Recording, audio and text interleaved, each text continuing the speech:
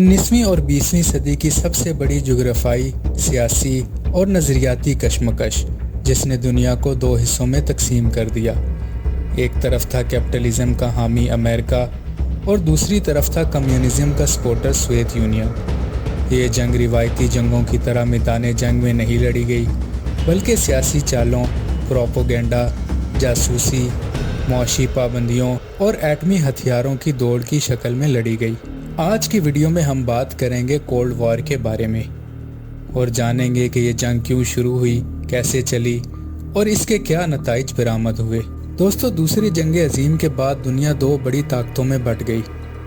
امریکہ اور Soviet union نے مل کر ہٹلر کو شکست دی، لیکن جلد ہی ان کے نظریاتی اختلافات شدت اختیار کر گئے۔ امریکہ سرمایہ دارانہ نظام کا حامی تھا، جبکہ سوویت یونین نے کمیونزم کو فروغ دیا۔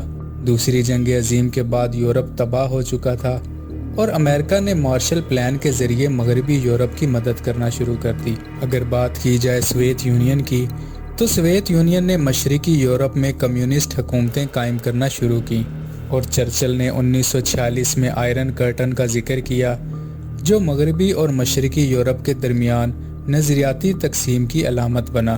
1948 سے 1949 کو برلن بحران کا دور کہا جاتا ہے، جب امریکہ اور اس کے اتحادیوں نے مغربی جرمنی میں جمہوری حکومت قائم کی تو سوویت یونین نے برلن کو بلاک کر دیا۔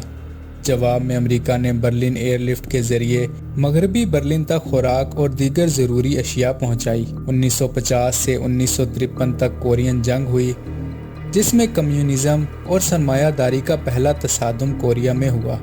شمالی کوریا، جو سوویت یونین کا حامی تھا، اس نے جنوبی کوریا پر حملہ کیا، جسے امریکہ اور اس کے اتحادیوں نے بچایا۔ جنگ کے بعد بھی کوریا تقسیم رہا اور آج تک کشیدگی برقرار ہے۔ 1962 میں کیوبن میزائل بحران آیا۔ یہ کولڈ وار کا سب سے خطرناک مرحلہ تھا۔ سوویت یونین نے کیوبا میزائل نصب کیے، جس سے امریکہ اور سوویت یونین براہ راست جوہری جنگ کے دہانے پر پہنچ گئے۔ آخری لمحے میں ایک معاہدے کے ذریعے جنگ ٹل گئی۔ دوستو، کولڈ وار صرف کھلی کشیدگی تک محدود نہیں رہی، بلکہ پس پردہ ایک خاموش جنگ بھی جاری تھی۔ دونوں طرف سے خفیہ ایجنسیوں نے دوسرے ملک میں جاسوسی کے جال بچھا رکھے تھے، جس میں CIA اور KGB کے خفیہ آپریشن شامل ہیں۔ اس کے علاوہ سائنسی میدان، ہالی ووڈ اور سوویت فلم انڈسٹری کے ذریعے پروپیگنڈا جاری رہا۔ کولڈ وار نے انسانیت کو خلا تک بھی پہنچا دیا۔ دونوں ممالک خلا میں برتری حاصل کرنے کی دوڑ میں رہے۔ 1957 میں سوویت یونین نے پہلا سیٹلائٹ خلا میں بھیجا، جبکہ 1960 میں یوری گاگارین پہلے انسان تھے جو خلا میں گئے۔ اس کے بعد 1969 میں امریکہ نے ایک مشن کے تحت نیل آرمسٹرانگ کو چاند پر بھیجا۔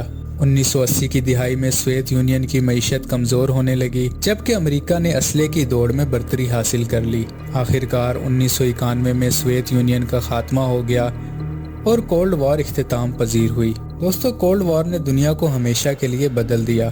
اس نے جدید سفارتی تعلقات، جنگی حکمت عملی اور عالمی سیاست پر گہرے اثرات چھوڑے۔ آج بھی روس اور امریکہ کے درمیان تناؤ دیکھا جا سکتا ہے، لیکن دنیا نے کولڈ وار سے بہت کچھ سیکھا ہے۔ مزید ویڈیوز کے لیے چینل کو سبسکرائب کریں۔